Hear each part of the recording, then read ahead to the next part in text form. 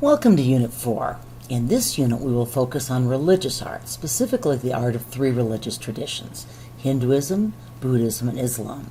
As always, you will be viewing a rather dizzying array of works, so now is a good time to step back just a little and consider some central themes that will emerge in this unit.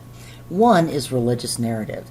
You are already familiar with the Christian narrative, which, trust me, will be a great help when we get to Unit 6. My guess is that you are less familiar with the central stories of Hinduism, Buddhism, and Islam, although many of you did encounter them in ancient Civ. In these next lectures and in accompanying videos, we are going to introduce you to, or for some of you, review these narratives.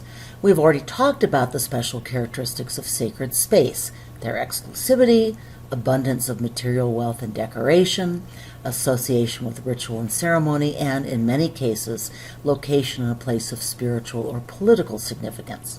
In this unit, we will look at Hindu temples, Buddhist stupas and temples, and at Islamic mosques, a monument to victory, and a tomb. Finally, almost all religious art contains iconography, symbols that serve as a kind of spiritual shorthand, both for the narratives and for the theological content of that religion. We're going to focus a great deal on iconography in our study of Hindu, Buddhist, and to a lesser extent Islamic art, and much of it will be unfamiliar. Hang in there. Many AP exam multiple choice and essay questions ask about cultural context, and the second long essay, the visual contextual analysis essay, will ask you to explore one cultural context issue in depth. Stay tuned. I'll be introducing and reviewing that issue in this unit. The questions I'm about to show you come from the older curriculum and exam, but the issues they address remain central to our course, and some variation of these questions is still quite likely to show up on the current AP exam. So here's a pretty typical example of a cultural context question involving religious art. Islam, as we'll learn, generally rejects the use of religious images, but the image of gods is ubiquitous in Hindu art, and images of the Buddha and various attendants appear after the first few centuries of Buddhism. Note that this question required students not just to describe an image, but to relate that description to the religious beliefs and to discuss how the images reinforce that belief. In other words, you need to look at content, function, and form in the specific context of each religion, and we're going to practice that a lot in this unit. On the third day of this unit, you will compare several sacred spaces from this unit and Units 2 and 3. Note that to answer this or a similar question, again, you need to discuss visual evidence from the sacred spaces, and you also need to present contextual evidence about how these visual features both reflect and reinforce the beliefs and practices of these three religions. Warning: the second long essay question, that's the visual contextual question, gives you a choice of works to write about, but for this question, the ECB will not provide an image. Many of the sacred images and spaces you will encounter in this unit are quite complicated. Try to start storing them in your mental hard drive. One way to do this is to make sure you do your homework as well as take notes on the lectures. I would also, again, encourage you to read the explanations that accompany the ECB questions and not just memorize the answers. Again, much narrative art is religious art. In just a minute, we'll be turning to the narrative of Siddhartha Gautama, or the Shakyamuni, the original Buddha. We'll also look at one of the most intriguing narratives of the Hindu tradition and the story behind one of our required works.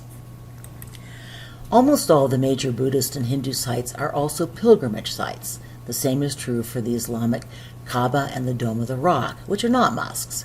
How does the art and architecture of sacred space reinforce the experience of the pilgrims? We'll return to that in Unit 6 as well.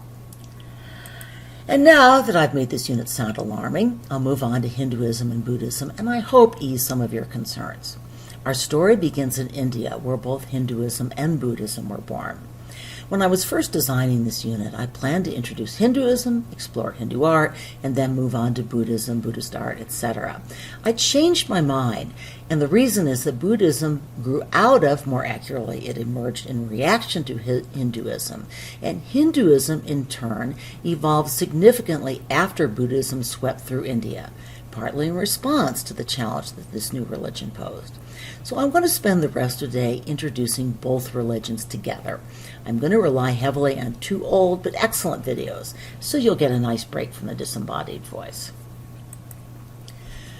Religion in India prior to the arrival of Buddhism and later Islam was dominated by the Brahmin or priestly class. Indian society was and still in many ways is divided into rigidly hierarchical castes, with the Brahmin or priestly class on top. Early Hindu religious practice consisted of very long, elaborate, expensive, and thoroughly scripted rituals involving recital of the Vedas, the earliest Hindu sacred scriptures. Only Brahmins could perform these rituals. Much of Buddhism's original appeal was that it offered non-Brahmins greater access to spiritual wisdom. By the way, this photo of Vedic rituals was taken in 2011. This is not a tradition that has disappeared. But Indian Buddhists accepted and indeed built on two other important elements of Hindu thought. In the West, we usually refer to samsara as reincarnation, the belief that how justly or unjustly one behaved in previous lives, one's karma, determined the status in this life. In the West, we tend to view reincarnation rather romantically, as a set of second chances. My husband's Aunt Peggy once told me that even though she was a loyal Methodist, she'd really like to believe in reincarnation, so she had some hope of coming back to Earth as the most lucky being imaginable, a McConnell dog. And she has a point. But the Hindus viewed samsara rather differently. It was a fate they strove to escape. Let's turn now to the first clip of a video about Hinduism, which describes some of these concepts in more detail. With that introduction, we're now going to switch over to Buddhism, and more specifically, the life of its founder, Siddhartha Gautama. A great deal of Buddhist art and iconography deals with his spiritual biography. It's really the central religious narrative of Buddhism. Remember some of these details, and you'll have lots of specifics that you can stick into an essay about a Buddhist work. After his long journey to enlightenment, Siddhartha Gautama gathered a group of followers and began to teach. This painting captures his first famous sermon at Sarnath, the Deer Park Sermon. Just as a hint of required works to come, on the left side we see a Buddhist stupa, and on the right a Hindu temple. In his first sermon, Buddha laid out the Four Noble Truths and the Eightfold Path to Nirvana. You don't need to memorize these, but keep in mind that they are all concerned with avoiding the trap of desire and eventually escaping from the curse of samsara, or the unending cycle of life. The Eightfold Path, in turn, can be summed up by what Buddhists call mindfulness: suppressing desire, controlling one's thoughts, exploring truth through meditation, and practicing nonviolence and good works. This last little story on the video in many ways illustrates these principles. So, now that you've watched the video and know how the Buddha died, how does the manner of his death reflect the Four Noble Truths and the Eightfold Path? Well, he did not let the desire for life influence him.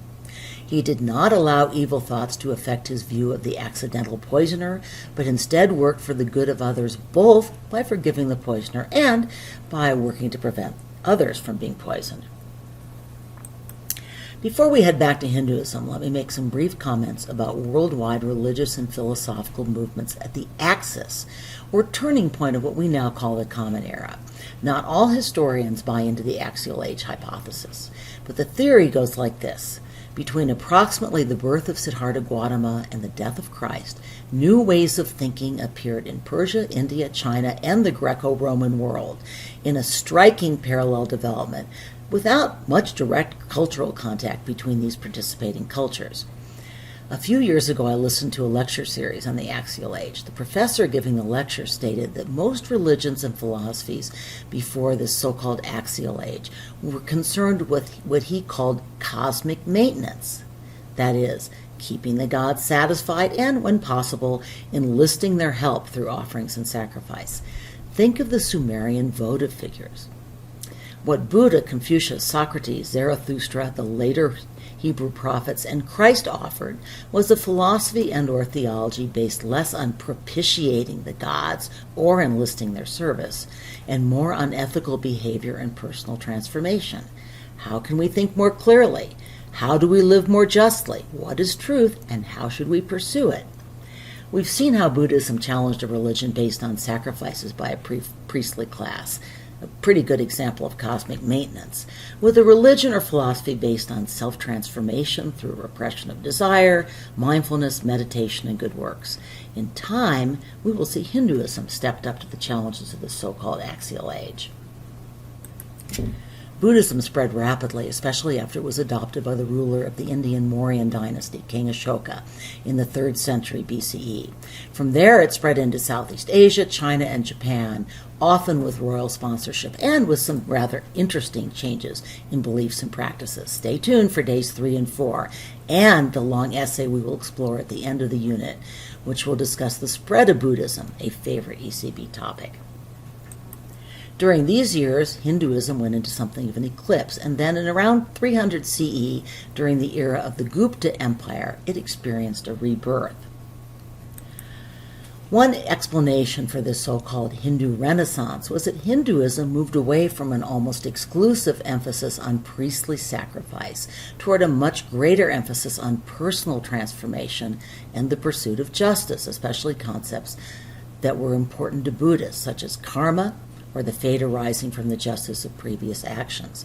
This period also saw a new emphasis on a different set of gods, especially Shiva, Vishnu, and a goddess who took on several different names and manifestations.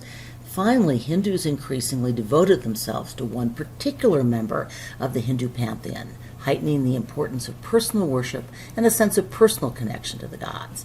So let's watch another clip about Hinduism, which talks about this transformation.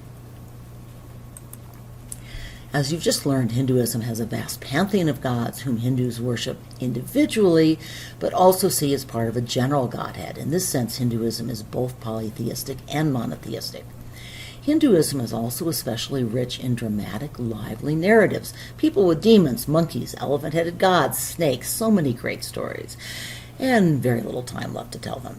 To try to give you some sense of this colorful, complex world, and to introduce one of our required works, Shiva, Lord of the Dance, I'm hoping you will have time to watch a children's cartoon introduction to Shiva.